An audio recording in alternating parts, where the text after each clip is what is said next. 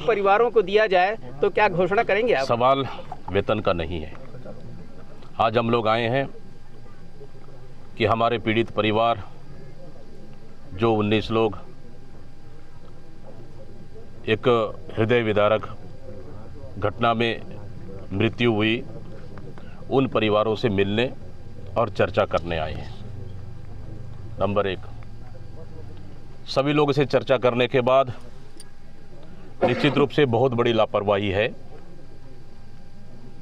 और इतनी बड़ी लापरवाही की वजह से 19 लोगों की जानें चली गई। इसके लिए कांग्रेस परिवार उक्त पीड़ित परिवार के साथ इस दुखद की घटना में पूरी तरह साथ है। लेकिन प्रदेश सरकार के जिम्मेदार उप मुख्यमंत्री, जिले के गृह मंत्री आने के बाद प्रदेश के फॉरेस्ट मिनिस्टर, वन मंत्री आने के बाद भी सिर्फ इन परिवार को आश्वासन ही मिलता रहा है। इसलिए सिर्फ भारतीय जनता पार्टी की सरकार के मुख्यमंत्री से लेकर मंत्री सिर्फ इन परिवारों के साथ शोक व्यक्त करने के बाद इन परिवारों को भूल गई। इसलिए क्योंकि उन्होंने सिर्फ शोक व्यक्त किया, लेकिन प्रदेश में आने वाले समय में इन इतनी बड़ी घटनाओं को रोकने के लिए सरकार ने अभी तक क्या कदम उठाने का निर्णय लिया, मैं सरकार से पूछता हूं।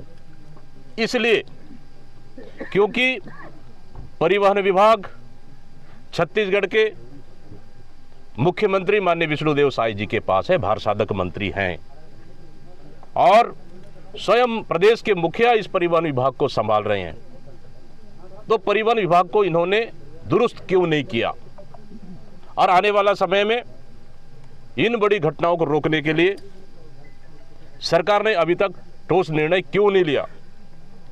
मुख्यमंत्री स्वयं इस विभाग के मंत्री होने के बाद उन्होंने निर्णय अभी तक क्यों नहीं लिया ताकि आने वाला समय में प्रदेश की इस तरह की घटनाओं को रोका जा सके?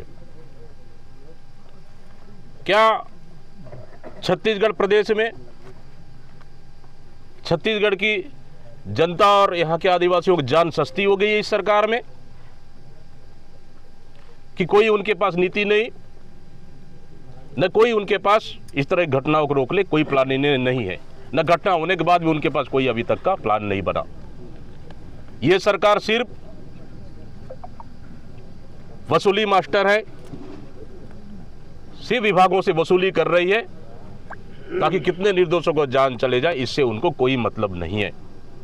आप लापरवाही की बात कर रहे थे, किसकी लापरवाही लग रहा है आपको? और जिस तरह से कि सरकार के मंत्री आने के बाद उन्होंने सिर्फ 5 लाख की आर्थिक मदद की घोषणाएं की, लेकिन पीड़ित परिवार चाहता है, हम लोग उनसे चर्चा करने के पश्चात कि हम लोग पहले भी मांग किए थे और पीड़ित परिवार का भी मांग है कि 20 लाख मुआवजा उन पीड़ित परिवारों को सरकार देनी चाहिए और दूसरी चीज